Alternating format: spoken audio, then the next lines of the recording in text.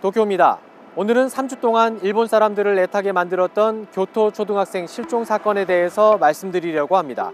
이 사건의 범인은 바로 의붓 아버지였습니다.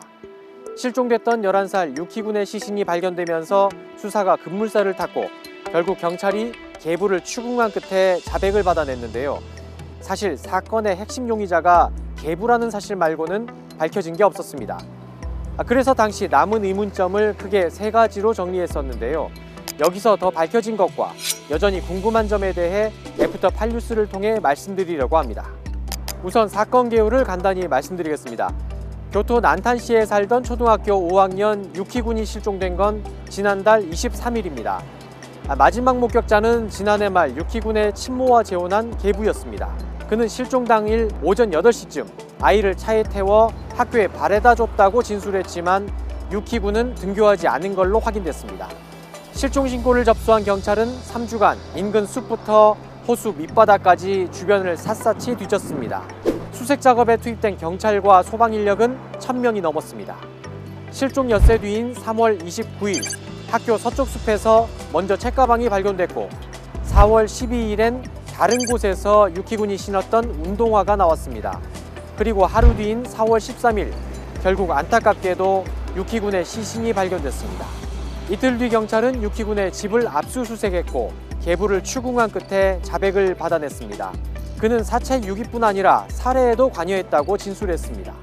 死体遺棄事件の被疑者として足立優樹37歳男性を通常逮捕するとともに捜査本部を設置の上本件の全容解明を図ることに 여기까지가 8시 뉴스에서 전해드렸던 내용입니다.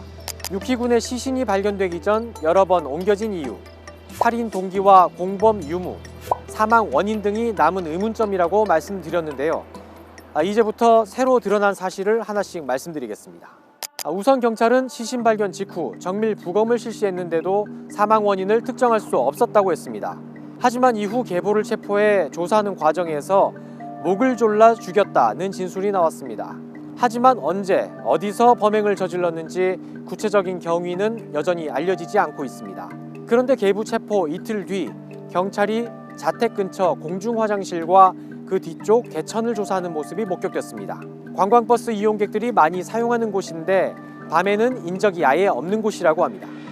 家族連れが川遊びに来るとかバイクで来た人とか駐車場へ来た人がトイレ済ましていこうかいう感じ。 이곳이 범행 장소인지 아니면 시신을 옮긴 장소 중 하나인지는 아직 모르지만 이후 재판에서 확실하게 살인 유기 혐의를 입증하는 데 필요한 중요한 장소일 가능성이 있습니다. 이 화장실의 위치도 시사하는 점이 있습니다. 유키군의 가방이 발견된 장소, 신발이 발견된 장소, 그리고 이 공중화장실은 모두 453번 국도선상에 있습니다. 특히 공중화장실은 자택에서 2km 떨어져 있고 차로는 5분 거리입니다.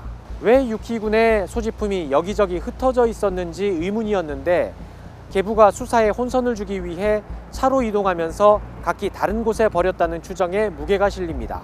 특히 가방이 발견되기 하루 전에 비가 왔었는데 가방은 젖어 있지 않았습니다. 사후에 누군가에 의해 버려졌다는 거죠. 더 나아가 만일 시신이 처음 유기한 장소가 이 국도선상에 있었다면 자신에 대한 의심을 피하기 위해 시신을 이동시켰을 거라는 추정도 가능합니다. 다음으로 계부의 자백을 어떻게 받아냈느냐 하는 부분입니다.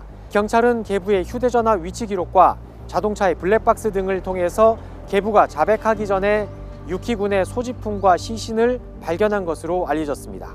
경찰은 처음부터 계부를 의심하고 있었다는 얘기입니다. 아동학대나 가정폭력 신고는 없었지만 의심할 만한 이유가 있었습니다. 단서는 실종 첫날에 있었습니다. 지난달 23일 계부가 유키군을 학교에 바래다 줬다고 한 시간은 오전 8시쯤이고요. 학교에서 친모에게 유키군이 등교하지 않았다고 알린 시간은 오전 11시 50분쯤입니다.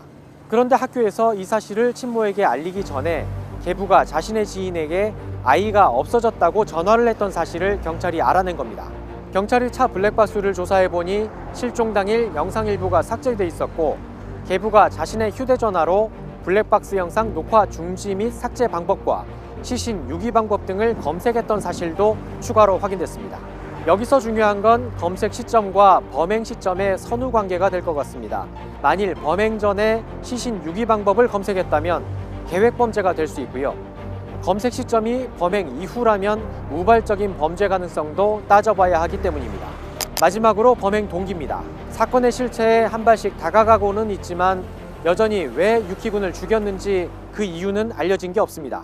말씀드린 것처럼 학대나 가정폭력 신고도 없었습니다. 다만 기자들의 취재를 통해 단서가 될 수 있는 정황들은 나오고 있는데요. 우선 유키군은 주변에 계부에 대한 불만을 드러낸 적이 있었다고 합니다. 집에 이상한 아저씨가 있는 건 참을 수 없다, 이런 얘기도 했었다고 하는데요. 두 사람의 관계가 원만하지 않았고 갈등이 있었을 거라고 추정해 볼 수 있는 대목입니다. 지난해에도 이상한 일이 있었다고 하는데요. 친모와 계부, 유키군은 따로 살다가 지난해 유키군의 증조 할머니가 사는 본가로 들어왔습니다.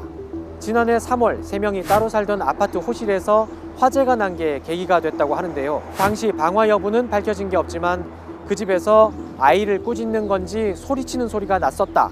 화재 직후에도 계부가 친모만 챙겼고 아이는 외롭게 혼자 서 있더라. 이런 주민들의 진술이 나왔습니다. 또 하나 밝혀진 사실이 있는데요. 유키군이 실종된 다음 날은 이 세 가족이 함께 신혼여행을 가기로 한 날이었다고 합니다. 이날 끔찍한 사건이 일어난 것과 어떤 관련이 있을 가능성도 있어 보입니다.